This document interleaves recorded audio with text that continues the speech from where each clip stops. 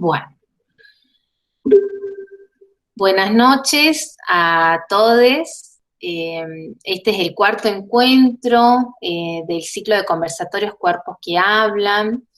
El encuentro de hoy es la temática a trabajar por la licenciada Gabriela Insúa, es Cuerpo y Poder, una mirada desde las adolescencias. Una frase que me pareció muy destacable de la autora, les quiero compartir. Ella dijo en una entrevista que le hicieron acerca de la transmisión del psicoanálisis, ella dijo, una posición ética es la que se posiciona trabajando para acompañar al sujeto a encontrar la causa de su padecimiento, la suya, única e intransferible, y que sepa hacer con ella desde eso que ahora sabe de sí. La presentamos, ella es psicoanalista y escritora, supervisora del equipo de niños y adolescentes del Hospital Santoyani, no sé si he pronunciado bien, pido disculpa. Está bien, está bien, está bien. Ciudad de Buenos Aires, supervisora del equipo de adolescencia del Hospital Álvarez, en la ciudad también de Buenos Aires, supervisora de la residencia PRIM, también en Buenos Aires, supervisora del equipo de adolescencia del Hospital Posadas, supervisora y docente del equipo de abordaje del acontecimiento traumático de Centro 2, autora de los libros, ahora les cito y también les vamos a dejar los enlaces correspondientes para que les interesades a adquirir estos hermosos infaltables textos de la autora, le vamos a dejar ahí en el comentario. Sus libros, Abuso sexual en las infancias y adolescencias, El horror más silenciado, y El erotismo adolescente en tiempos de la marea verde, ambos publicados durante la pandemia el año pasado. Saltar de la cuna, la subjetividad adolescente, el derecho al síntoma. Ojalá te enamores, sobre la lógica amorosa en la adolescencia. Otro, no patologizar la adolescencia, y volver al método elogio de la invención freudiana desde la cama.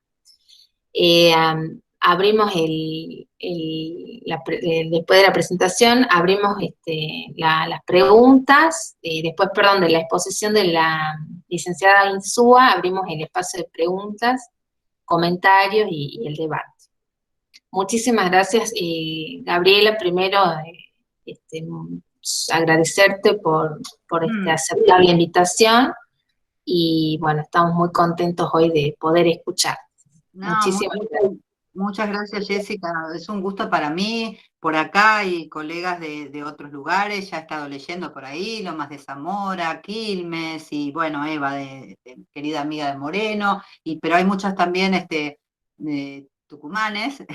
Y como yo le decía a Jessica, ya tengo una relación con Tucumán de muchísimo afecto.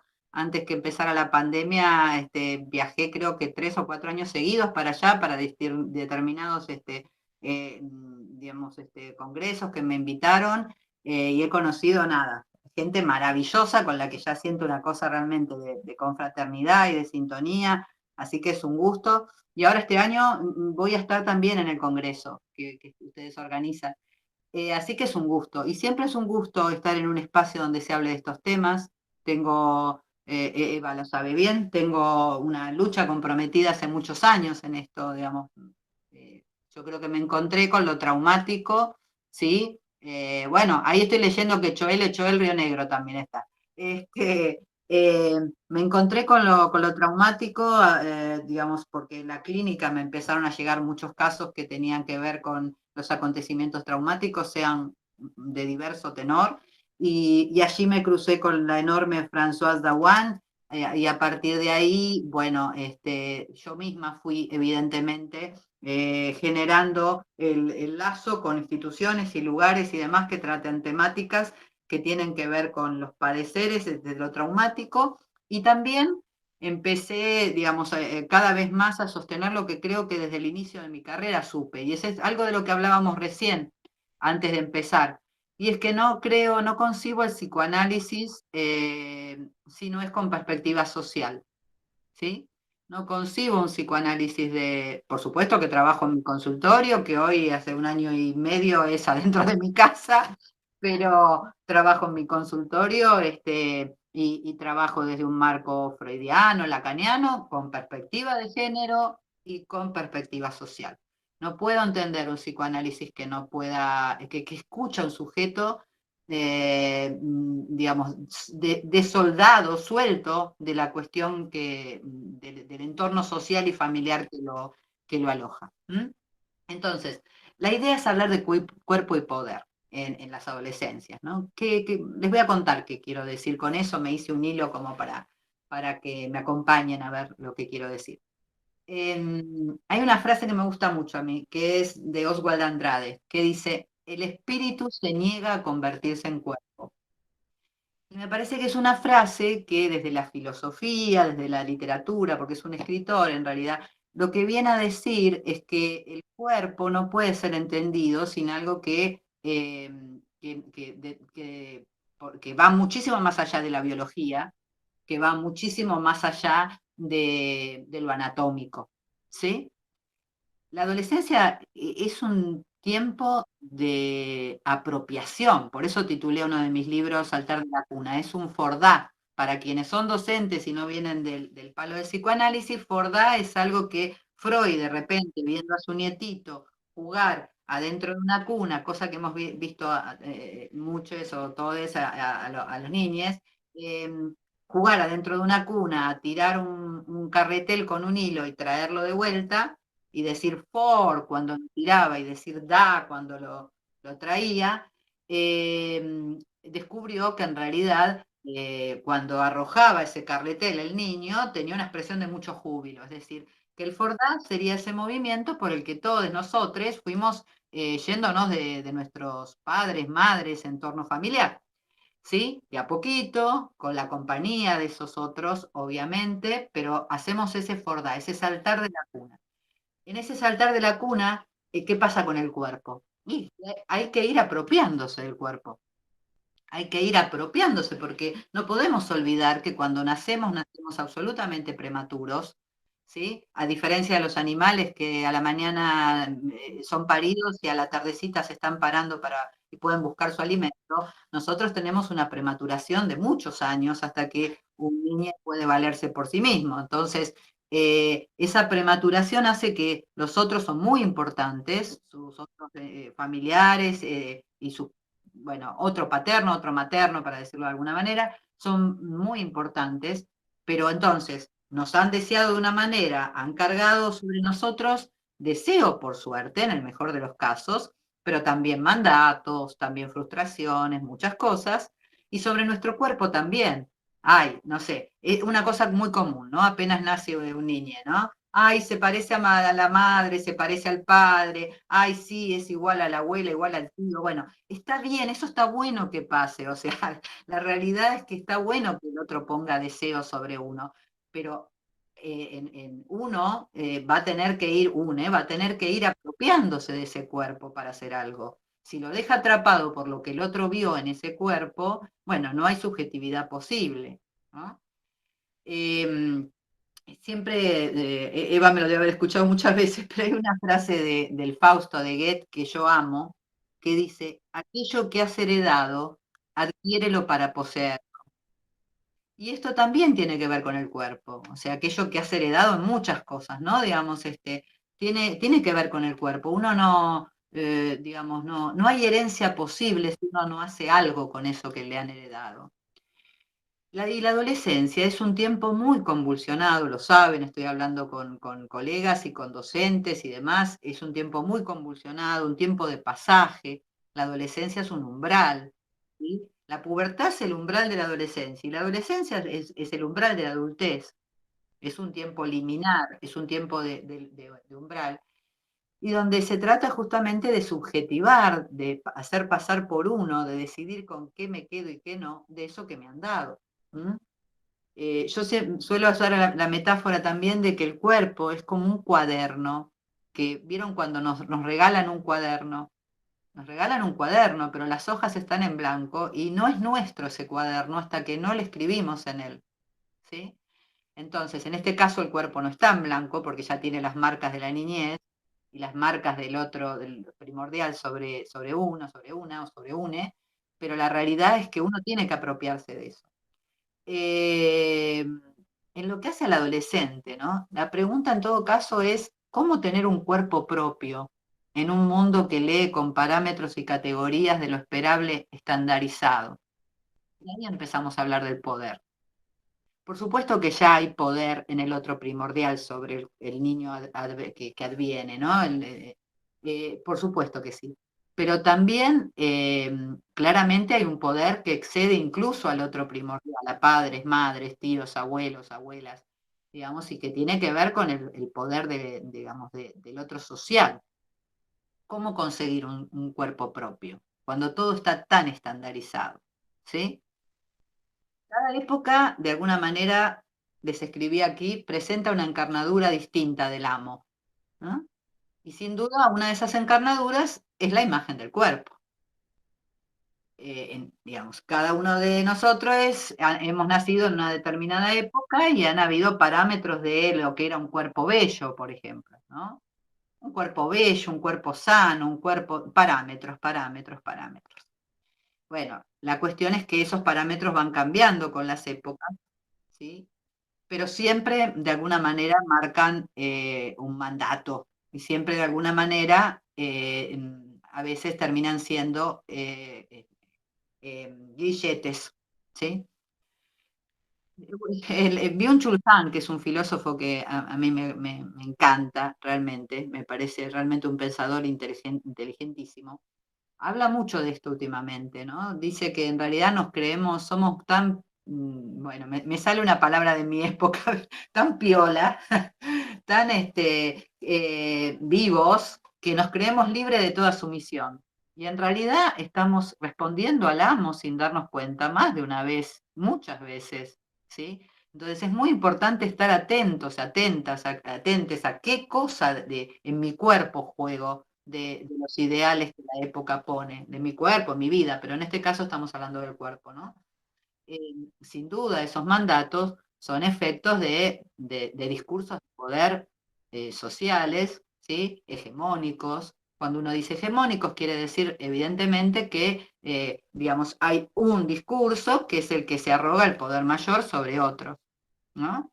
Eh, Sin ninguna duda, aún, aunque por suerte soplan vientos nuevos y cada vez más, bueno, estos espacios lo muestran, pero también yo que superviso tanta gente joven, concurrentes, residentes de los servicios de salud mental, puedo decir que hoy por suerte y por mucho trabajo de los colectivos feministas, de los colectivos que trabajamos contra el abuso, contra la violencia y demás, de los colectivos de disidencias, del LGTBQA, y QI, perdón, ya también, la realidad es que cada vez más hay, digamos, un romper con esas alienaciones, pero sigue estando, ¿sí? Sigue estando ese discurso hegemónico que, por ejemplo, es el heteronormativo, ¿sí? O, por ejemplo, es aquel que de alguna manera marca que alguien tiene derecho a decidir qué hacer sobre la vida de otro, ¿no? Como el discurso pro vida y toda esta cuestión, ¿no?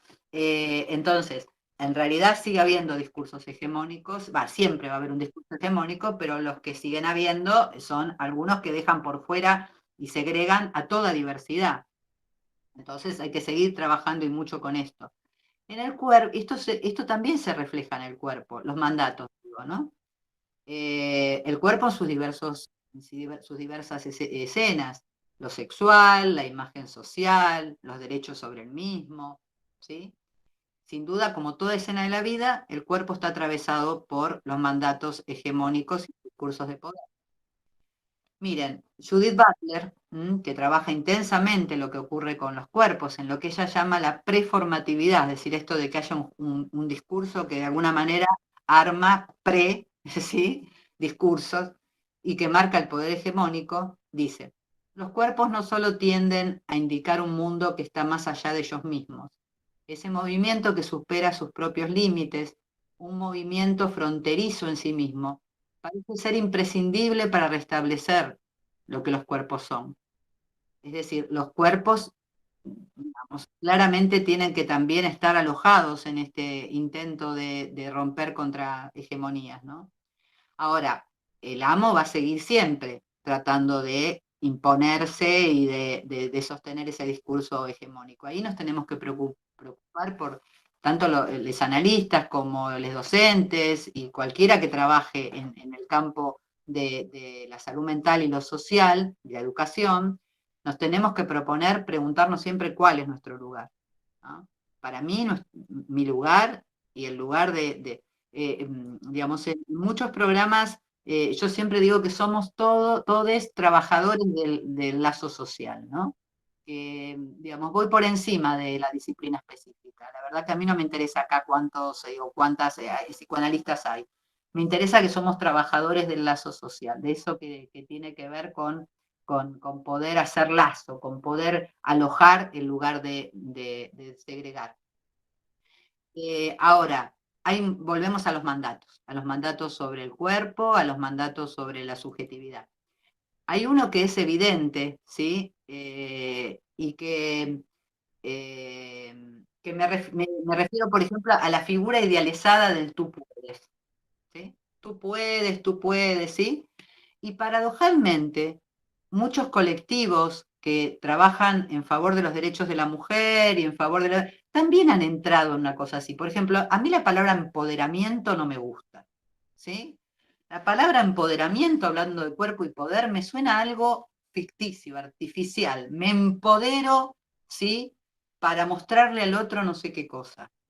Y por otro lado, se ha transformado en algo que, paradojalmente, insisto, tiende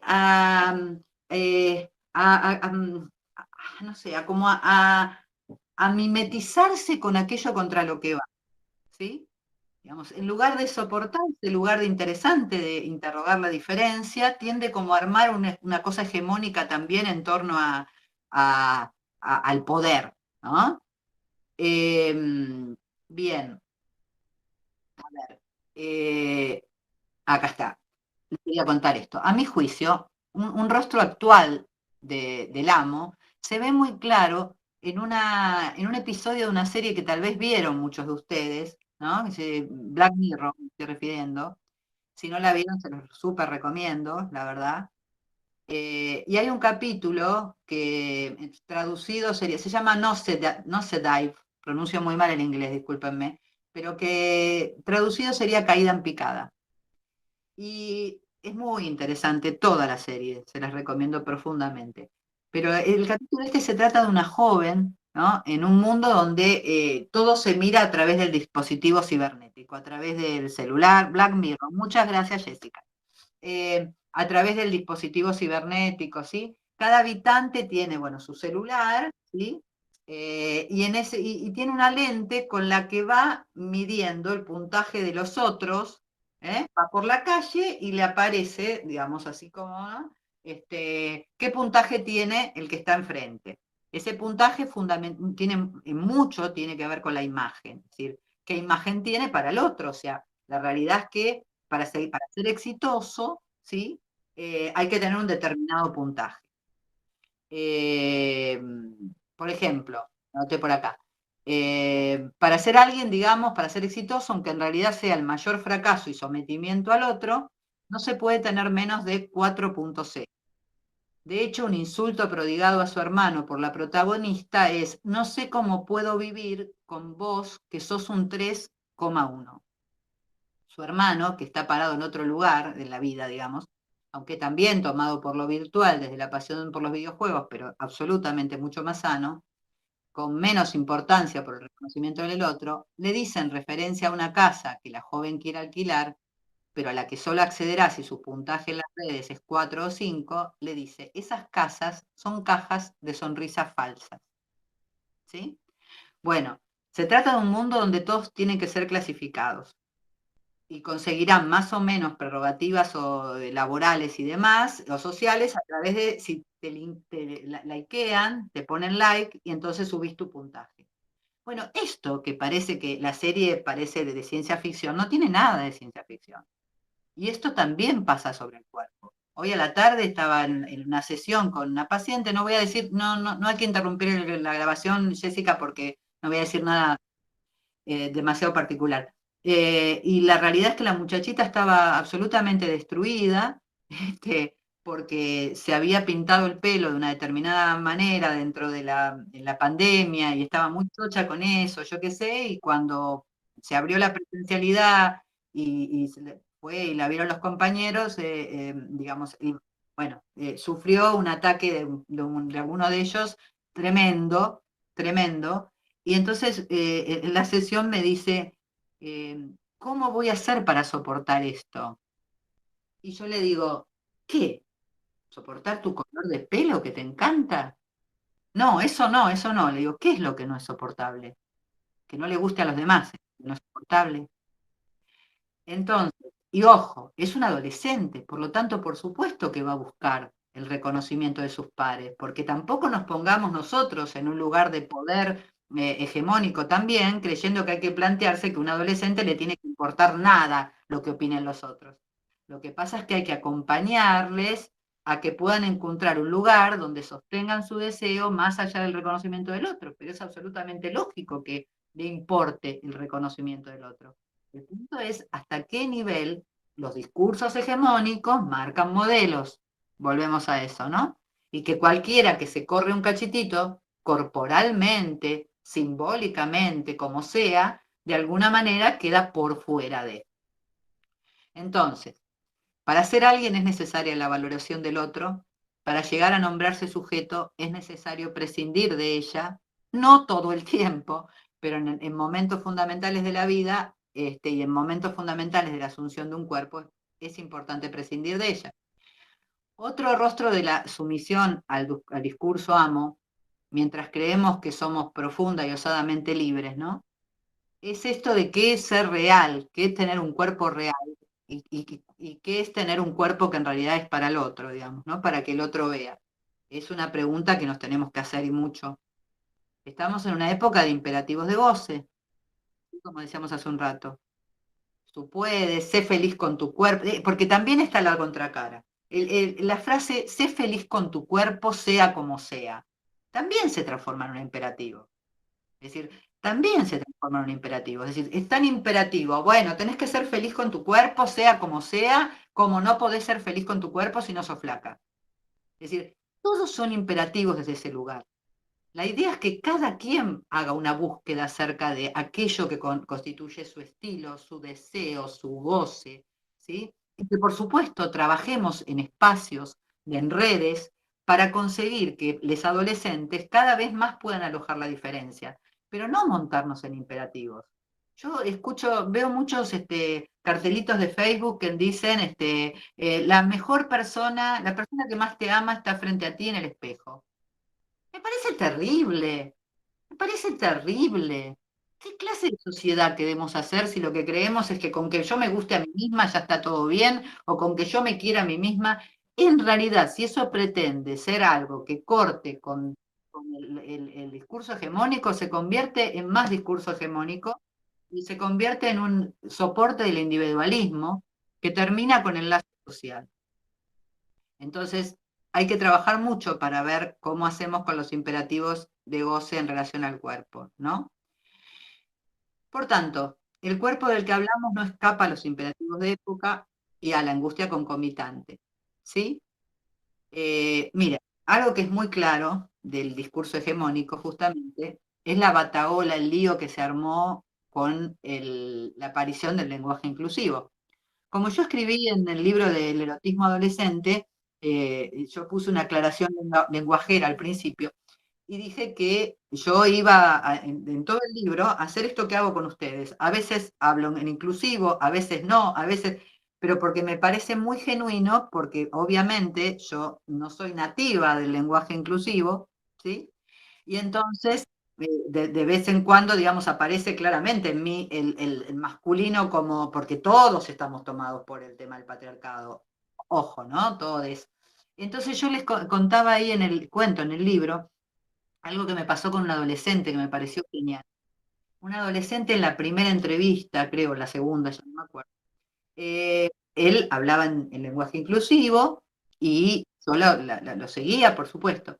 Y entonces en un momento se detiene y me dice, ¿no te molesta que hable todo el tiempo con la E, no?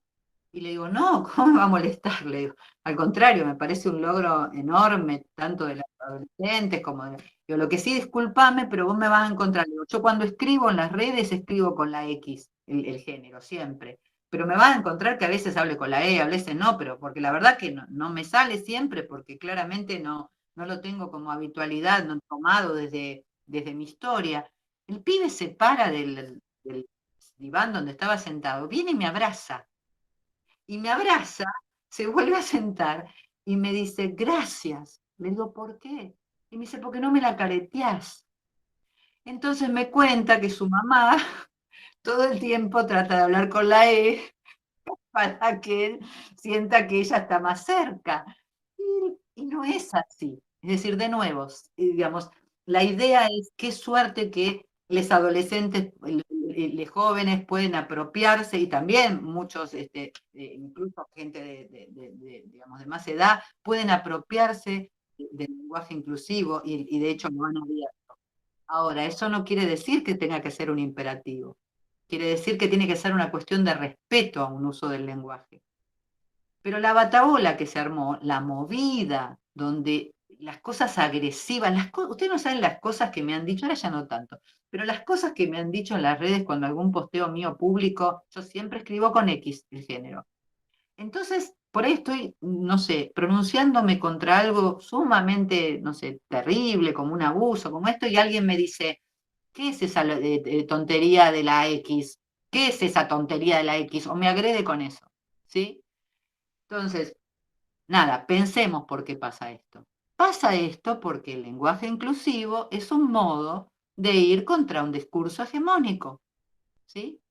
O sea, así como el lenguaje inclusivo, ¿qué pasa si yo entro a esta reunión y digo, hola señoras? ¿Sí? Nadie tendría por qué enojarse. Si uno entra a esta reunión y dice hola señores, ¿por qué tendría que enojarse alguien si uno dice unas señoras? Bueno, claramente hay detrás un discurso hegemónico que tiene que ver con el patriarcado, ¿sí? Lo sabemos. Y por lo tanto digo, si se armó ese lío, si se arma este lío por la E, si hay gente tan indignada por el uso de la E, ¿sí? ¿Por qué es? Bueno, claramente porque esa idea de usar la E como un elemento que no sea binario para decir del género, provoca y provoca las más encendidas defensas de los discursos hegemónicos, eh, sexistas, heteronormativos, y eso también tiene que ver con el... La adolescencia siempre va a ser en ese sentido, va siempre. Ojalá, hay muchos chiques que desgraciadamente no lo son, pero en su gran mayoría la adolescencia es insumisa, rebelde. Como bien decía Winnicott, está bien que lo sea. Y entonces va a tratar de ir contra eso, ¿sí? Y va a jugar también su rebeldía en la escena del cuerpo, tatuándolo, interviniéndolo, haciendo escrituras singulares, donde el otro parental o el otro social, ¿qué pide?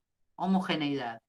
¿Mm? No estoy diciendo que todos tengan que tatuarse y eso es señal de rebeldía. Digo que sí tienen que tener el derecho de hacerlo y que lo hacen también para mostrar que su cuerpo les pertenece.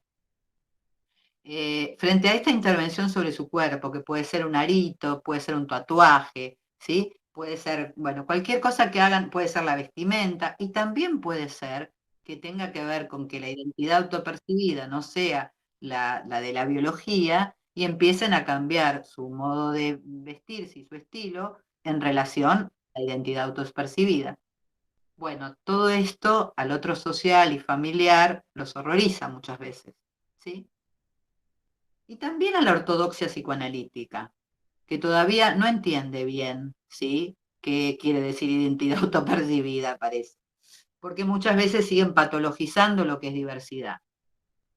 Eh, Apropiarse del cuerpo es esto. Hace un rato yo les hablaba del cuaderno este, ¿no? Del cuerpo como un cuaderno que el otro me regala, pero que yo lo tengo que escribir.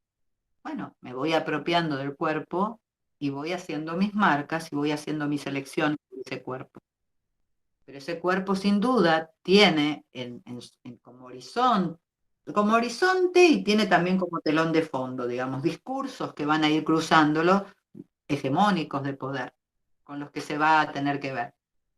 Les voy a contar una frase, yo sé que como decíamos recién acá hay docentes por ahí y esto les puede sonar muy psicoanalítico, pero les aseguro que en realidad, digamos, es bastante entendible lo que quiere decir Lacan en esto.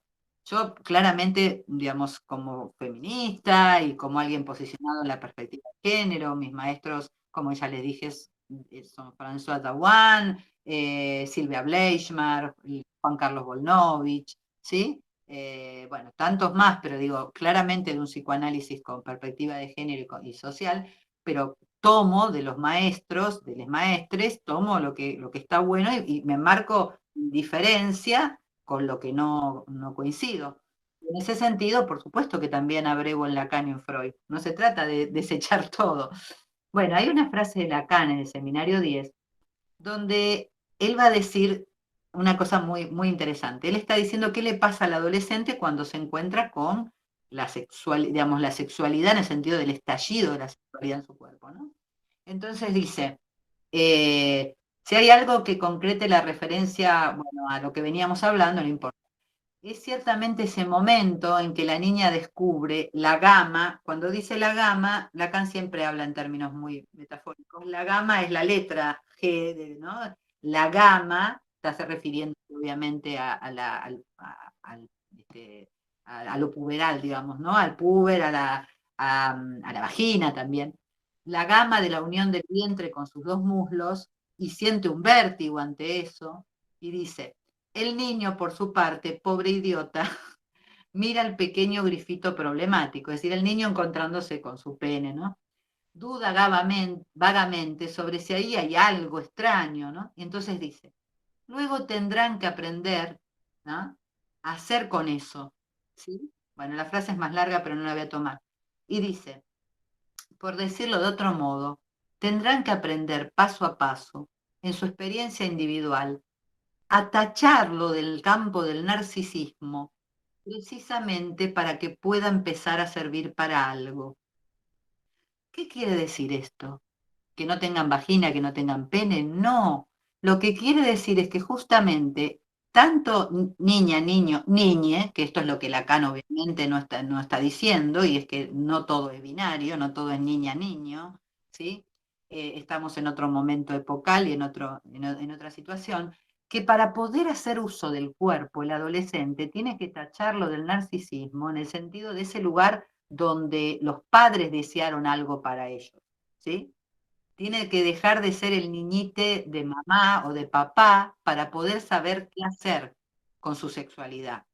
A eso se refiere con tachar del campo del narcisismo, no que el adolescente no se quiera a sí mismo, no, sino que tiene que sacarlo del lugar donde el otro lo miró y lo deseó y lo ubicó en ese lugar, ¿sí? Para poder tener un cuerpo propio. El adolescente es la contingencia, es decir, la contingencia es lo que puede ser o puede no ser, ¿no? Lo que puede suceder o no. Y esa contingencia también transita el cuerpo. Hacer de la contingencia escritura es el gran desafío para el adolescente, es decir, empezar a escribir su cuerpo ya no puede ser o puede no ser, sino con una letra más firme sobre lo que quiere, ¿no? Poder decir este soy, o esta soy, este soy, y también este es mi cuerpo. Los continuos planteos sobre el cuerpo nos lo muestran, ¿no? El adolescente se plantea todo el tiempo en relación de nuevo, a un ideal. ¿Mm? Ahora, como decíamos recién, todos estos procesos no pueden ser leídos por el psicoanálisis por fuera de la época. ¿Qué quiero decir con esto? Si de repente recibo una paciente que está, no sé, muy preocupada por tener kilos de más, por tener sobrepeso, por una cuestión ligada al sobrepeso, a su imagen y demás, no tengo que pararme en un lugar de justamente de marcarle todo el tiempo que en realidad ella tiene que estar más allá de lo que opine el otro, como decíamos hace un rato. Por supuesto que voy a trabajar para que se haga cargo de ese cuerpo y de poder disfrutar de ese cuerpo más allá de la mirada del otro, pero tengo que tener la mirada social de saber que no todo pasa por el lado del sujeto, que hay un otro social que sigue vendiendo en las redes, en los Instagramers, en todo, ¿sí? Que hay un cuerpo ideal. Entonces, dejémonos nosotros de idealizar también el psicoanálisis, pensando que el psicoanálisis, bueno, perfecto, Jessica anota el tema del talle único, que por suerte ahora salió la ley de talle, salió la promulgación de la ley de talles, que hace un montón que está, veremos cuándo se aplica. Esas son maneras de cambiar, tal cual, Jessica, de cambiar algo de ese discurso hegemónico. Pero mientras tanto, no ponernos nosotros como psicoanalistas, por ejemplo, en el lugar ideal, y como docentes también, no ponerse un docente en un lugar de, no, no, no te tiene que pasar esto de tener vergüenza. No, esperemos un poco. Sí, claro, sí, le pasa y tiene vergüenza, y hay un ideal, y hay que ver cómo hacemos para trabajar con ese sujeto, pero también pensar el contexto social. Entonces, un psicoanálisis con perspectiva social lee el cuerpo desde esa subjetividad, digamos, de adolescente, pero también lo lee desde la perspectiva social. No es lo mismo un cuerpo, no sé, si cuando uno tiene alguna posibilidad de viajar, a mí me ha pasado de repente, tengo una gran amiga periodista, a la que quiero muchísimo, ya argentina, tantos años que ha vivido acá, aunque ahora volvió a Alemania, que siempre bromeaba conmigo y bueno, charlamos con los amigos, ella mide casi 2 metros, ¿sí? Entonces, fue muy difícil cuando vino acá encontrar ropa para ella de mujer, digamos, y también fue muy difícil encontrar una pareja, digamos, ¿no?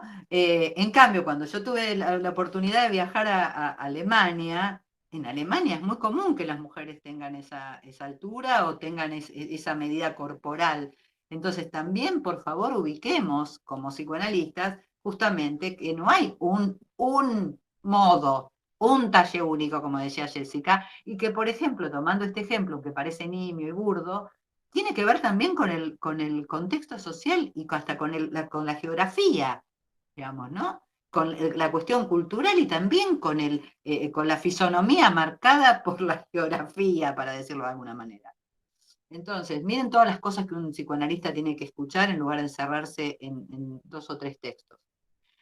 Hay cantidad de fenómenos que ocurren en el cuerpo en la adolescencia y que son leídos las más de las veces por la ciencia positivista y la neurobiología como psicóticos o como trastornos, y no lo son.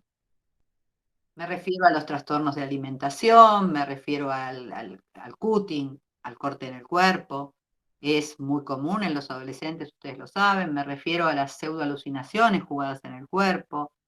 Me refiero también a todo lo que tiene que ver con el atravesamiento de una identidad autopercibida de género, ¿sí? Ustedes saben que aún en el psicoanálisis más dogmático se sigue diciendo, les aseguro que esto está en teóricos de la facultad todavía, desgraciadamente, se sigue diciendo que un travesti puede tener una posición perversa, digamos, pero no lo dicen puede, yo estoy siendo buena. Ubican al travesti, vamos a nombrarlo travesti, para mí es trans, pero ellos hablan de travesti, como de una posición perversa. Y también del transexual, o sea, cuando hay una intervención quirúrgica y demás, siguen hablando como si fuera de la psicosis. Todo esto es una locura, porque nada de eso determina psicosis. Pero por supuesto, habemos muchos analistas que alguna vez repetimos eso, porque así nos lo habían enseñado, pero que de repente empezamos a ver que esto no era tan así, que uno escuchaba y decía, pero para, ¿no? Esto no es así. Este muchachito que me consulta porque quiere hacer una transición, porque, digamos, su ser mujer no coincide con la biología, de ninguna manera está en una posición perversa o de ninguna manera está en una posición psicótica, ¿sí? Entonces, sin embargo, el poder, ¿sí? El discurso hegemónico de poder suele mirar esto como trastornos o como patologías. Dentro de lo que el poder de los discursos hegemónicos quiere normativizar, la identidad de género, las elecciones sexuales, los semblantes eróticos. A ver, yo puse en uno de los libros el caso de Mía, ¿no? Mía es una chiquita que me viene a ver, sus papás sabían ya, bueno, de hecho, le acompañaron de alguna manera. Mía, para decirlo de alguna manera, biológicamente nació varón, y su identidad autopercibida fue mujer.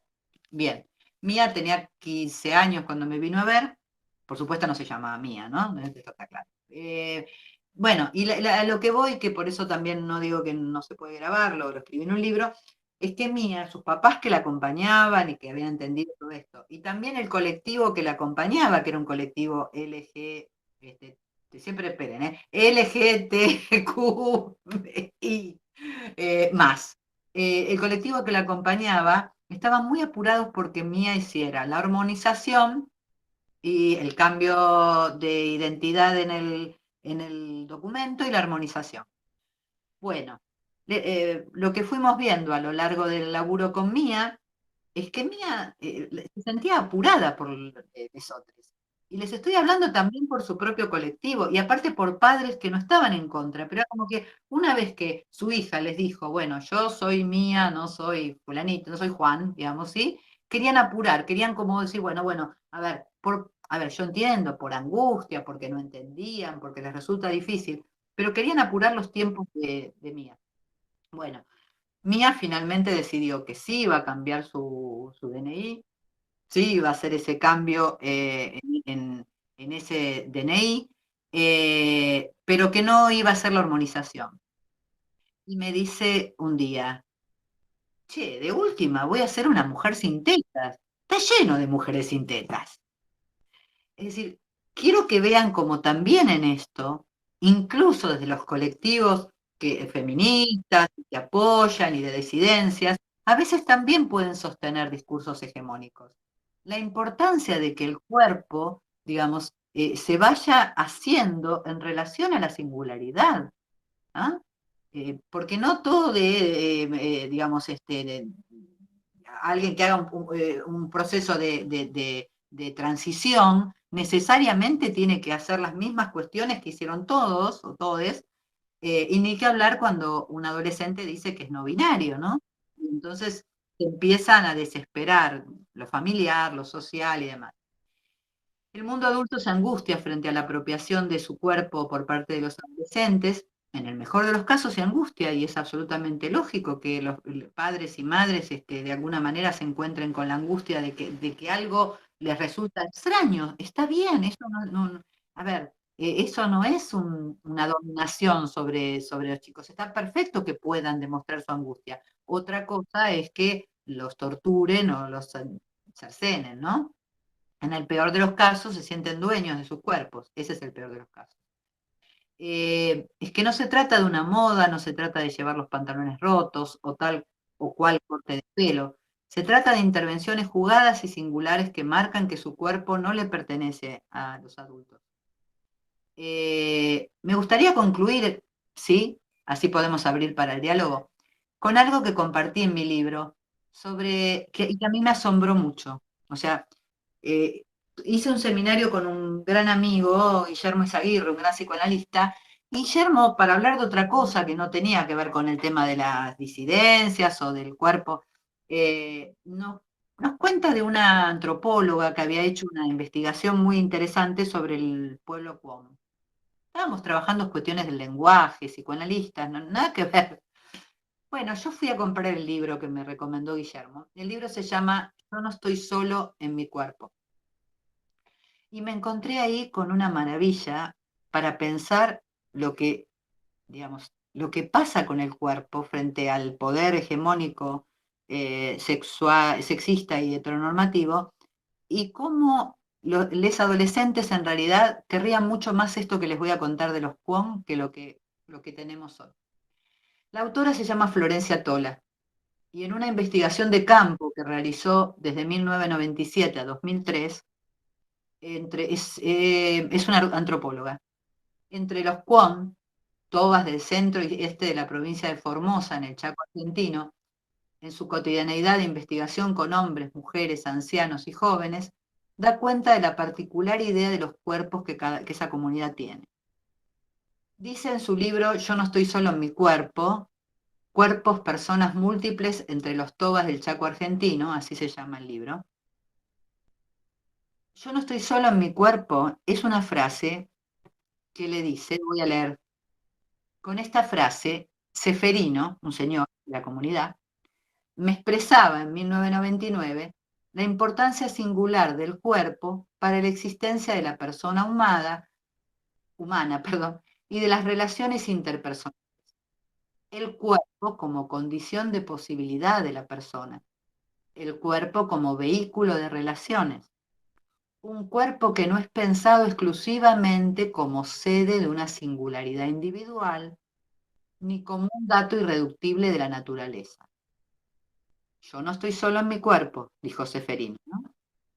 Cuerpo, o más bien cuerpos, a través de los humanos, hombres, mujeres, padres e hijos, se manifiestan, se transforman, se constituyen en devenir, existen, y escuchen esto, un cuerpo poroso, múltiple, extenso, de fronteras borrosas, o más precisamente, un cuerpo que por sus extensiones se vuelve poroso y que puede mutar a lo largo del tiempo. Bueno, ahora algo que escribí yo en el libro, esta característica de porosidad es tal vez una de las cuestiones que más reclaman o enarbolan los adolescentes. Un cuerpo poroso, permeable y no definible de una vez y para siempre. Maravilla de posición la de la comunidad QAM. Esta es la posición que sostiene esa comunidad, que son contemporáneos nuestros, o sea, no se trata solo de distintas épocas, al modo del cual los adolescentes tratan de tener un cuerpo con fronteras borrosas, pero el otro social suele encerrarlos en territorios esperables. Este concepto de porosidad me parece muy en sintonía con lo que los adolescentes intentan y con lo que sería una manera inclusiva, esperen que me está, inclusiva de entender el cuerpo. Las fronteras del mismo no terminan en el individuo, se entrelazan con su entorno social, con aquello que lo conmueva, con el amor que irrumpe. Es decir, entonces, cuerpo y poder. Estamos en un encuentro que propone alguien que está trabajando mucho, que propone un grupo dentro de una red, que están trabajando mucho por la ESI, ¿sí? Por el respeto a la IBE. Yo suelo decir, y creo que me lo han escuchado ya los quienes me hayan escuchado otras veces, que después de tantos y tantos años de trabajar, y creo que Eva seguramente coincidirá conmigo, después de tantos años de trabajar en el tema de abuso sexual en las infancias y adolescencia y de chocar tanto contra la injusticia de la justicia, ¿sí? De chocar tanto contra también la injusticia de ciertas instituciones sociales, eh, toda mi apuesta, les aseguro, es a la ESI.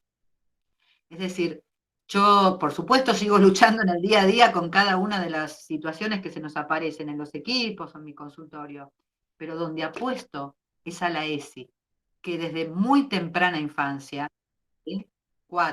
3, 4, 5 años, y así seguimos, las niñas crezcan con esta idea de los POM, por ahí transmitida obviamente a nuestra cultura, con esta idea de que no es que nacemos con un cuerpo y ya está, o que nos pusieron un nombre de mujer o de varón y ya está. Con esta idea de porosidad, con esta idea de que la vida cambia, nos cambia, y que si alguien de repente estuvo, no sé, en pareja, heterosexual, y tuvo hijos, hijes y demás, eso no quiere decir que algún día nos enamore de un amor homosexual, y que eso de ninguna manera implica ninguna rareza, porosidad, cambio, plasticidad. La ESI en eso es fundamental. Y en relación a los abusos es fundamental. Porque claramente un niño que empieza a escuchar de un otro al que le supone saber y autoridad, como es un docente, como es un psicólogo o psicóloga, empieza a escuchar que en realidad que un adulto toque las partes íntimas de un niño está mal, que eso no es amor, que eso no es sexualidad, porque eso es sexualidad del adulto, no es sexualidad del niño, ¿eh? Sexualidad del niño es la que el niño elige, niño, niña, niñe, eh, y la que tiene que ver con su edad. Que, que puedan saber qué es lo normal, entre comillas, y lo anormal en relación al abuso, en relación a la relación a otros. Para mí esa es la apuesta. Para mí la ESI es la apuesta realmente. Es el lugar donde yo creo que van a crecer, digamos, y espero profundamente que así sea. Creo profundamente en eso, y no desde un lugar religioso, sino desde lo que uno ve, niñas muchísimo menos, eh, justamente, bueno, a ver, me sale que hacen bullying, digamos, ¿no? Menos segregacionistas, ¿sí? Niñas que conviven con la diferencia y la disidencia como una cosa absolutamente normal, ¿sí? Niñas que saben qué es lo íntimo y lo público, ¿no? Niñas que confían en otros para decir que le están haciendo daño. Entonces, creo que la ESI también tiene que transmitir esto, tiene que transmitir que el cuerpo no está inacabado ni cuando nace, ni tampoco en la adolescencia con el segundo despertar sexual. Me parece muy importante que eso esté alojado, me parece muy importante dar la idea de que sí, de que alguien puede ser, no sé, incluso alguien puede concebirse, digamos, como homosexual en los inicios de su vida y un buen día tener una pareja heterosexual, o un buen día de repente, bueno, tantas películas que nos muestran por suerte, digamos, ¿no? La transformación de alguien que en realidad siempre se autopercibió con otro género, pero recién lo pudo mostrar a los 50 años, ¿no? Bueno. Digamos, sería algo así como decirles que para mí la ESI, si realmente la podemos sostener, puede abrir las puertas a un mundo más justo, a un mundo donde el derecho no sea un privilegio. Bueno, yo dejo acá, a ver si charlamos. Jessica, ¿qué te parece? Decime vos. Muy lindo, interesante. Has dicho tantas cosas. Bueno, yo por ahí rompo un poquito el hielo y dejo también para que les invitades que ahí están, también el chat está candente porque están participativos, has despertado mucho el deseo, así que digo una cosita nomás, como para abrir, ¿no? Que por ahí la propuesta que vengo pensando y sosteniendo bueno, de esto de la ESI es como dispositivo de intervención posible. Pensar la ESI no como en el plano, esto, por ahí yo siempre lo digo, no educar estos cuerpos al punto de esto tenés que hacer o empoderarte, porque por ahí uno dice, sí, la ESI empodera a las niñas, a los adolescentes, es cierto eso porque les da lugar a denunciar, a hacerse eh, cargo bueno, de sus deseos, de sus placeres, digamos, es realmente interesante. Pero cuando yo por ahí pienso en dispositivos de intervención, es lo que por ahí yo te comentaba, Gabriela, y a los participantes que han estado al principio, eh, esta idea, ¿no? De poder acompañar quizás una denuncia por abuso, o por maltrato, por los distintos tipos de violencia que sufren nuestros alumnos y alumnas en las aulas, y que esos cuerpos que tenemos delante no son cuerpos que hablan, ¿no? Que en estos síntomas que vos comentaste, ¿no? De la adolescencia los vemos.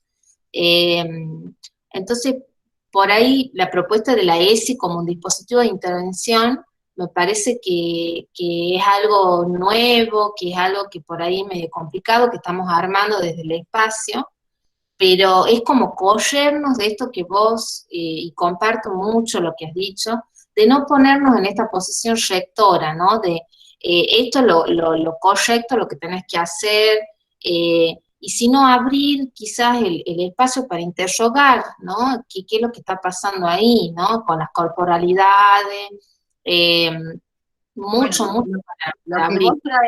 vos traes, Jessy, da pie para sumar la pregunta que hacía Claudio sobre si el equipo docente tiene que acompañar a la familia también en el tema del abuso, ¿no? Bueno, claro, la ESI, cuando hablamos de ESI, hablamos digamos, de un dispositivo, para decirlo así, digamos, que tiene posibles escenarios, ¿sí? Varios. Por un lado, para mí, claramente es un lugar de transmisión, no de, como vos decís, no de docencia, no de esto, sino de transmisión que da herramientas y luz a las niñas para entender mejor un montón de cosas que pasan, tanto en su cuerpo como en los demás, ¿no? En su entorno. Por otro lado, ¿sí? Es un detector, entre comillas, de una palabra fea, pero un detector de abusos, ¿sí? De situaciones abusivas. Y ahí entonces, como decía Claudio, sería del orden de la intervención, como está tratando Jessica, ¿sí? Lo que está diciendo es que la ESI también sea un modelo de intervención, de acompañamiento para la denuncia, ¿sí? Claro que sí, yo creo que desde ya sí, ¿no? Digamos, la posibilidad de que sea, a ver, que la ESI tenga todas las dimensiones que puede tener, que de ese dispositivo se saque todo el jugo que se pueda sacar para acompañar al sujeto. Y también a su familia, si su familia en esto está como desprotegida. Sabemos que muchas veces el abuso viene bueno, las más de las veces, el abuso viene de lo intrafamiliar. Entonces ahí habrá que ver a quién se acompaña, ¿sí? Y habrá que ver a quién, en todo caso, digamos, claramente sería aquel que sería denunciado. Digo aquel no porque sea prejuiciosa desde el feminismo, sabemos que hay mujeres que abusan, pero son el 1% al lado del 99% que son varones. La verdad que esto es así. Pasa lo mismo que con los asesinos, femicidios, digamos, ¿no? Bueno, pero entonces, sí creo que puede ser un dispositivo de intervención desde ya, y como digo, es un lugar de interrogación, es un lugar donde las niñas tienen la posibilidad de darse cuenta. Bueno, pasa por ejemplo con lo que se trabaja de las familias, de las nuevas familias, de las nuevas familiaridades con la ESI, ¿no? Digamos, cómo desde la muy temprana infancia, en cantitos, en cuentitos, con títeres, se va mostrando que hoy, que familia, como dice un cantito una canción que escuché en un jardín, no es mamá, papá nada más, ¿sí? Que familia es mamá, papá, mamá, mamá, papá, papá, mamá, papá, toda la cosa, o sea, ¿no? Y también puede ser abuelo, digamos, o sea, que familia es lo que aloja y genera un lazo determinado, con determinadas características, pero que no está sumido o sometido al género. Así que yo sí creo que la escuela claramente podría acompañar a la familia en el tema del abuso y que la ESI sería el dispositivo genial. O sea, me parece bárbara la idea, Jessica. Un dispositivo de intervención desde la ESI, claro que sí. Bueno, gracias. Ahí estamos hoy, orquestando eso, a ver qué surge, ¿no? Porque la ESI está pensada desde lo educacional nada más, y bueno, por ahí es romper las barreras, armar redes, ahí estamos con esto. Bueno, abrimos también espacio para que los participantes que quieran tomar la palabra pueden abrir el micrófono. Claudio ha puesto algunos comentarios en el chat que me parecen que están muy interesantes. No sé si se anima a comentarlos o quiere que lo leamos, como te parece. Yo por mi parte hice muchos comentarios, así que no sé a cuál te referís en particular, pero nada, creo me quedo más que nada con el último, que nuestra mirada, digamos, en general es muy eurocentrista, digamos, sobre todo en la parte estética, y hay que trabajar mucho lo que es el pensamiento decolonial como para poder pensarnos como realmente somos, ¿no? Porque si nos imaginamos con un margen que es externo a nosotros, esa fantasía de acercarnos a eso va a ser imposible, entonces genera una frustración por ahí en lo que es la persona. Y después, bueno, estaba pensando un poco cómo la ESI por ahí disputa lo que es el sentido de la normalidad, ¿no? O sea, generalmente tenemos a la normalidad como igualdad, que todos somos iguales, y la realidad es que lo normal es la diversidad, que todos somos distintos. Y Totalmente. bueno, me quedaba No con creo en esas. no creo en ninguna forma de normalidad, pero lo que en todo caso digamos, es algo de eso, es la diversidad. No la homogeneización, tal cual, tal cual, tal cual. Coincido. Y en lo que decís sobre el eurocentrismo, pero desde ya, por eso decía, ¿qué quiere decir un modelo? O sea, por eso tomé el ejemplo de mi amiga alemana. Mi amiga alemana acá era rara, digamos, ¿sí? A ver, ¿por qué nosotros estamos todo el tiempo mirando cómo es el modelo? Coincido totalmente en lo que decís, Claudio, digamos, o sea, bueno, eh, claramente hay mucho que cambiar y también que mostrarle a las chiques, ¿no? O sea, yo creo que creo que hay mucha cosa que está cambiando esto. Por supuesto va a llevar mucho tiempo, pero bueno. es así. Bueno, ahí algo interesante, Gaby, que vos enunciaste a uno de los autores, que es Juan Carlos Bonovich, que Maestro. él plantea esto, ¿no? De que la raza y el género nos vinieron de Europa, ¿no? Obvio. Acá Bueno, está. pero por eso tomo y por eso me maravilló cuando leí este libro. Yo no estoy solo en mi cuerpo. Estamos hablando de los Quam. Sí, estamos hablando de un pueblo originario. Y el pueblo originario en esto, por supuesto que claramente también está occidentalizado, entonces seguramente no serán todos los que sostienen esta mirada, pero en su esencia, ¿sí? Nos supera ampliamente, hablando de lo que decía Claudio de la normalidad. Para mí lo normal es lo que plantean ellos de un cuerpo poroso, un cuerpo que puede cambiar, no un cuerpo que nace y entonces nació nena y en nena, nació nene y en nene. Bueno, entonces, eh, sacando la cuestión del género, cambiamos con los años, cambiamos con las mudanzas, cambiamos con las relaciones que armamos. O sea, no somos los mismos o las mismas después de una determinada relación de amor que nos ha marcado, digamos, para bien, ni siquiera estoy hablando de mal, digamos, nos vamos transformando, los Kwon dicen, nos transformamos con el otro, yo no estoy solo en mi cuerpo. Bueno, esto es justamente lo contrario del eurocentrista. Es hermoso lo que trae, bueno, lo que trabajan ellos, ¿no? Muy, muy lindo. Fabiana tiene la palabra, sí. Hola, ¿qué tal? Buenas noches. Hola, Fabiana. Bueno, me parece interesantísimo todo lo que se viene charlando. Yo en particular quería, a ver si Gabriela se podía como explayar un poquito en relación a cuando los adolescentes, bueno, tienen una identidad autopercibida diferente a la biología, ¿no es cierto? Y resulta que no lo traen como pregunta ni cuestionamientos, sino que con certeza, digamos, ¿no? Como algo que lo traen con certeza, incluso que es algo también aceptado por su medio y sobre todo por su familia. Y entonces un poco me hizo pensar esto que decías, cuando rápidamente se quiere avanzar en otras cuestiones, ¿no? Como por ejemplo en los tratamientos hormonales, en la parte endocrinológica, en donde también se dice desde la medicina que hay que hacerlo en determinado momento, y estoy hablando de chicos de 14 y de 15 años. Mm, Se dice que esos tratamientos deberían ser justamente en esos momentos cuando hay algo desde el orden biológico que se está armando y es como inhibir eso, ¿no? mm, mm, Como inhibir el avance hormonal en el femenino o masculino. mm, Este, a mí me hace mucho ruido y me deja intranquila en qué lugar pararme con mm. respecto a esa intervención en lo real del cuerpo. Sí, yo coincido. A ver, Sí, yo coincido, yo lo que suelo hacer, Fabiana, cuando me llega, coincido con vos también en que hay adolescentes que no traen esto como interrogación, sí, ¿sí?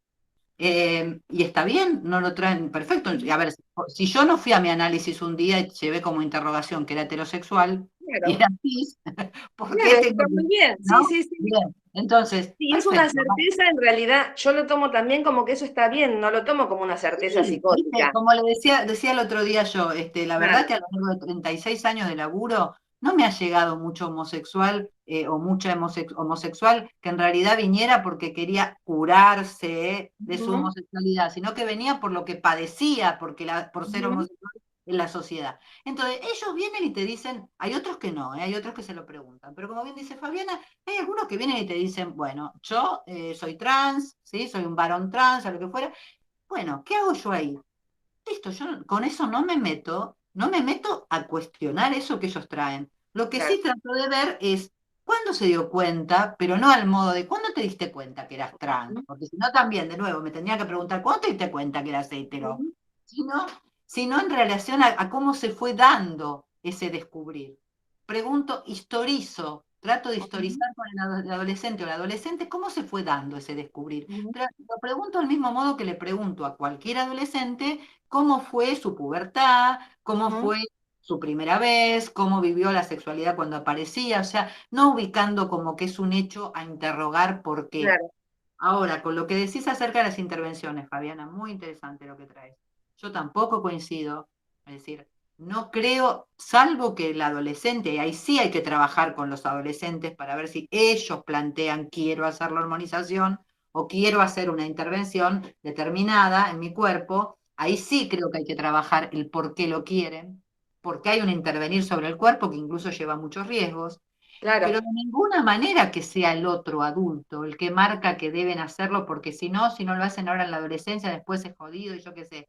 Porque saben que ese hecho, el hecho de que la ciencia médica legitime o decida determinada cosa, ha llevado a aberraciones, como son la cantidad enorme de casos de chicos intersex, y que en otra época se llamaban hermafroditas, ¿se acuerdan? sí, Al sí, como nacer, XXI, como la película. exacto, que al nacer se les mutiló, porque ustedes Ujú, saben, todavía se sigue haciendo en algunos lugares, pero ya no, ya aquí hay digamos, hay algo legislado en relación a eso, castración química, sí, y química y mutilaciones. O ujú. sea, lo que se hacía cuando un intersex, bueno, cuando un intersex nacía, digamos, o sea, nacía alguien que tenía órganos femeninos y reproductores y órganos reproductores masculinos, era que se le decía a los padres, bueno, van a tener que decidir, tienen que decidir de qué sexo es. Entonces, un padre o una madre decidía, bueno, que sea varón. Entonces, se hacía castración química o se hacían intervenciones mutilantes, ¿sí? En el inicio de la vida y durante la latencia y también en la pubertad. Bueno, estoy absolutamente en contra de eso. ¿Saben por qué? Porque la sexualidad no tiene que ver con la biología. Ujú. Entonces, por eso hoy tenemos, por ejemplo, un varón trans que dio a luz hace poco a un hijo. Y que la verdad no tengo por qué pensar que es psicótico. No lo conozco, no sé, así que tampoco voy a decir que no lo es, pero lo que quiero decir es que no necesariamente hay un cuerpo, ¿sí?, que no corresponde con la identidad que me autopercibo. Eso no implica que necesariamente un adolescente tenga que hormonizarse, por ejemplo. No, no, no. Y a ver, si lo decide el adolescente, acompañemos a saber qué quiere decir eso y que tenga todas las herramientas, pero que no lo decida el adulto, que no lo decida el adulto, que no lo apure el adulto, que él encuentre su forma de, digamos, ¿no? Su forma de vivir la sexualidad, su forma... Yo coincido, Fabiana, no estoy de acuerdo con la intervención del mundo adulto a niveles a veces de tortura, digamos, ¿no? Ujú. Sí, Claro, sí. cuando además los adultos y también los adolescentes sabemos que todos, incluso nosotros nos pasa, ubicamos a la medicina y a los médicos como un saber que difícilmente cuestionamos, ¿no? Ujú. Así es, Entonces, si el así saber es. médico dice con respecto a un proceso de hormonización hay que hacerlo en determinado, es conveniente hacerlo en determinada etapa, bueno, como no animarse a cuestionar eso, ¿no? A Así. mí esa parte de la intervención en lo real del cuerpo es lo que más ruido me hace en estas cuestiones Ahora, de proceso vos te de... fijaste, Fabiana y a todos, eh, en los últimos años, desde que se empezó a abrir tanto estas preguntas por el cuerpo y las identidades autopercibidas, hay menos operaciones de transexualidad. Ujú, Fíjense en las estadísticas y lo van a encontrar. ¿Y eso qué quiere decir? Lo que está trayendo Fabiana, que ujú, en realidad, que es muy importante, para mí Fabiana trae un punto que es muy importante. Yo me puse a pensar, ¿qué pasa que yo diría en los últimos 10 años hay ujú. menos operaciones de transexualidad, o sea, operaciones en el cuerpo, digamos, Sí, biológico, para decirlo, que las que había antes? Yo creo ujú, que porque ahora se puede expresar la diversidad. Como se puede expresar la diversidad simbólicamente, imaginariamente y realmente, hay menos necesidad de que el cuerpo sea atravesado claro, quirúrgicamente. ujú, Lo que hay muchísimo más es transexualismo, o sea, pero en el sentido de tránsito, ¿no? De identidad autopercibida. Eso ujú. sí salió a la luz. Ni siquiera digo que hay mucho más, salió a la luz. Pero me parece que es como si quien tiene una identidad autopercibida distinta digamos, a lo biológico, no necesita intervenir el cuerpo real tantas veces porque puede expresarse absolutamente de otra manera. digamos. Sí, porque el soporte biológico no importa cuál sea. Importa menos, Importa exactamente. menos, importa menos. Exactamente, sí. Bueno, muchas gracias. No, por favor, Fabiana. Ahí Sabrina quería hacer un comentario. Hola, ¿cómo Hola, va? Sabrina, Buenas hola, ¿qué noches. tal? Pensando en lo que venían hablando, creo que en realidad la necesidad de ecuación del soporte biológico viene más de una cuestión de una demanda, de lo que nos demanda la sociedad, de tener que encajar en determinados rasgos, que tal vez en un deseo en sí de, de correspondencia a la gente le tiene como mucho miedo a lo desconocido en general. Y el estar en un límite, en una frontera biológica, digamos, genera como todavía muchísima más preocupación y sensación de indecisión en el otro, porque es un reflejo en el otro, que tal vez que una persona haga determinada transición. Es Coincido. muy difícil y está muy invisibilizadas las binarias por toda esta cuestión, por el género fluido y demás, está bastante, de hecho también está bastante eh, está bastante como también invisibilizada la bisexualidad. Por mucho tiempo la bisexualidad fue como esa pregunta, bueno, pero ¿te gustan más los hombres o las mujeres? No, como es como si uno tuviese que ponerle como heterosexual un porcentaje a qué tanto te gustan los hombres. O esa cosa de, o por ejemplo, también hay mucha cosa de, por ejemplo, a mí no me gustan todos los hombres y soy heterosexual. Y de hecho, si me pongo a pensar, la mayoría no me gustan, mayoritariamente no me gustan.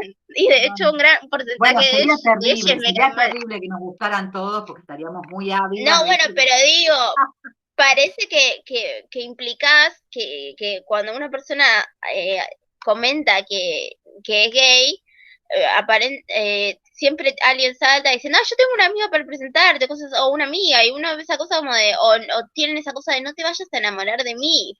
Pará, Angelina Jolie. Coincido totalmente con lo que estás diciendo, pero y con esto que dijiste recién, Sabrina, una cosa que pasa cuando alguien comenta que es gay es que todos empiezan a creer que él va a querer acostarse con todos los tipos que están ahí. ¿Sí? Claro, yo Absolutamente. tengo muchísimos amigos de la comunidad y como que les pasa eso de tipo de asociarlos con una promiscuidad Así es.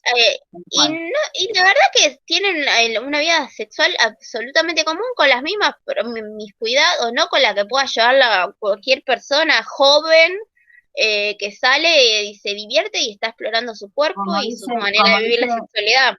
Como dice un paciente mío gay, si se imaginaran la vida aburrida sexualmente que tengo, pero que a él le pasa que cada vez que va a una reunión, y saben que es gay, las mujeres de las parejas de los hombres empiezan como a tener miedo que le mire a los tipos. Y esto es un prejuicio enorme que tiene que ver con lo que dice Sabrina, con que la diversidad está asociada a promiscuidad. Y discúlpenme, pero estábamos hablando del tema del abuso hace un rato, ¿sí? Y la realidad es que la cantidad de abuso que hay en la heteronorma es enorme.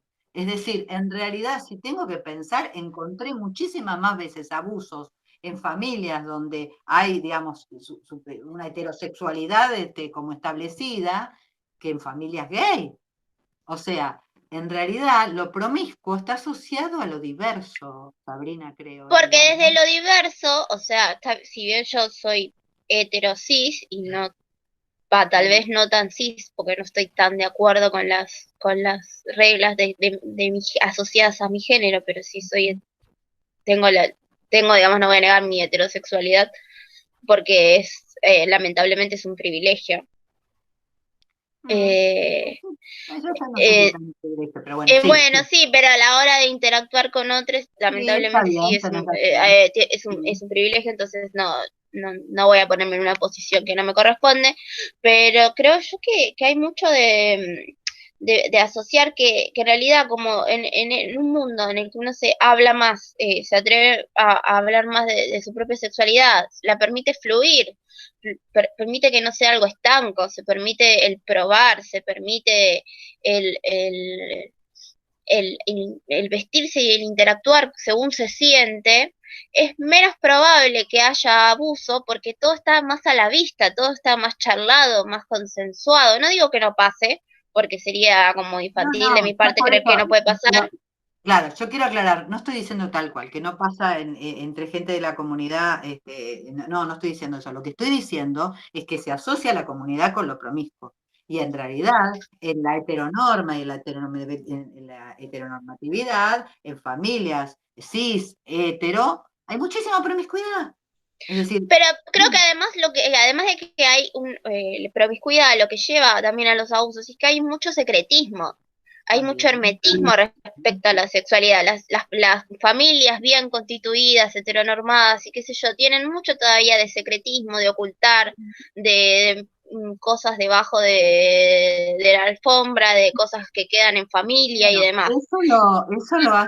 eso lo hace el poder. Es decir, el poder Exactamente. marca un discurso hegemónico y con ese discurso hegemónico hay que alienarse.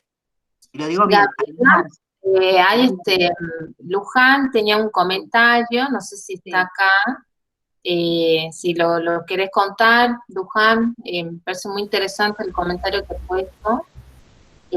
Sí, Ahí justamente está. tomando esto que decía Gabriela, que me parece importante, cuando hablaba lo pensaba, ¿no? Cuando hablaba de que bajaron muchísimo la cantidad de operaciones de personas trans, pensando también esta cuestión de cómo las instituciones responden, digamos, si bien ahora las leyes acompañan mucho a que se sostengan, digamos, esta nueva visibilización, pero también desde el otro lado, quizá pensar lo que puede, digamos, verse como un discurso también hegemónico que viene a implementarse ahora, de querer responder, digamos, a la demanda de estas personas, dejando de lado, digamos, justamente lo que puede decir, llegar a decir, digamos, de esa decisión, ¿sí? O sea, dejando de lado toda singularidad, respondiendo todo el tiempo a la demanda y queriendo, digamos, que se cumplen los derechos sobre esas personas. Me parece importante en este punto también, digamos, que justamente que haya un equipo de por medio que pueda escuchar y que pueda acompañar a la decisión, digamos, Sí, en sí, estas, claro, en estas claro que situaciones, sí. digamos.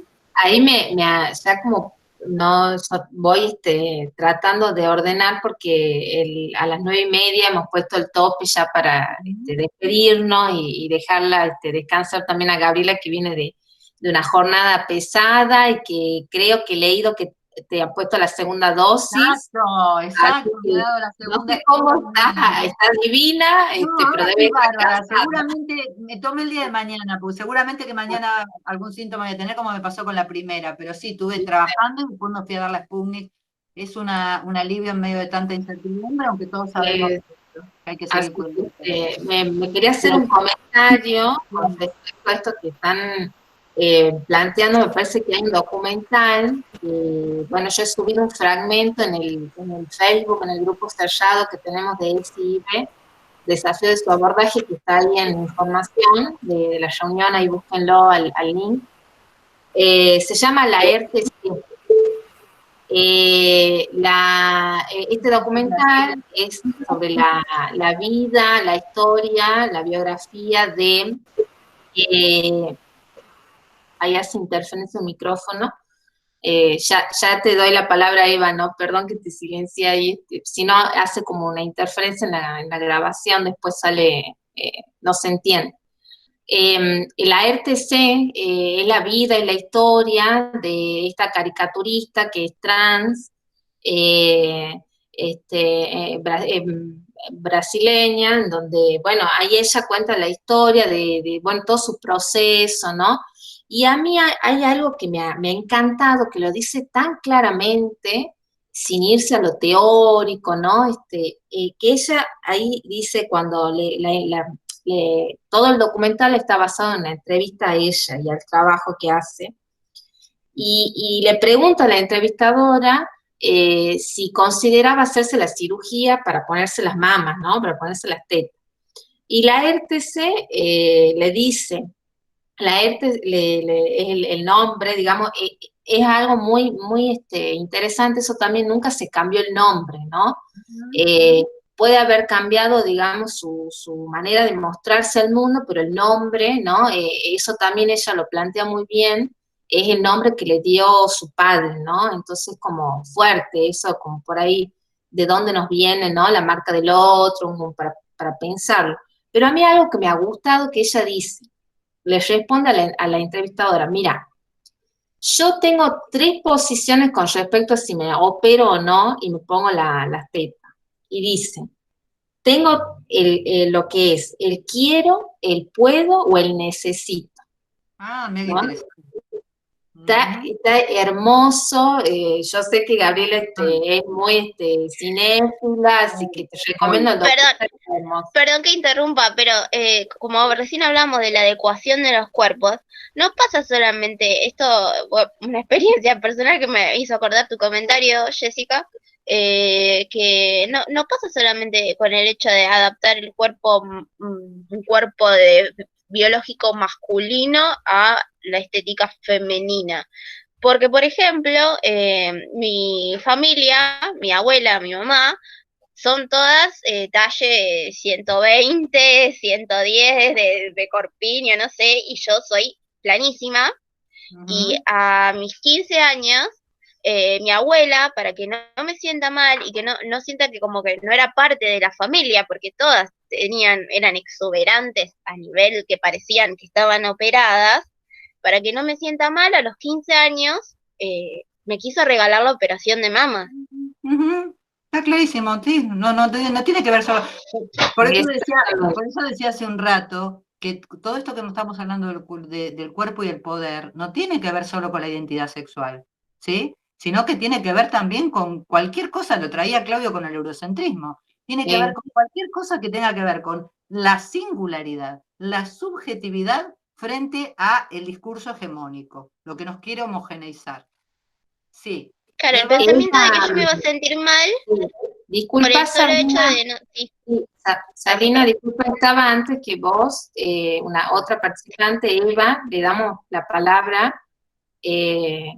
No te quiero cortar, pero respetemos No, yo más que nada estaba contenta y por esto de la vacuna que se dio, me río porque yo también estuve pendiente junto con Gaby con esto y yo también, Gaby, se va la segunda. Eva, se va la segunda, Gaby. Bueno. Qué bueno, Eva. Che, Eva, pero ¿me puedo, sí. Jessica, ¿podés dejar de grabar un minuto? ¿Puede ser? ¿Sí? Bueno, sí. sí, vamos a ir cerrando, pero quiero contar algo que está Eva presente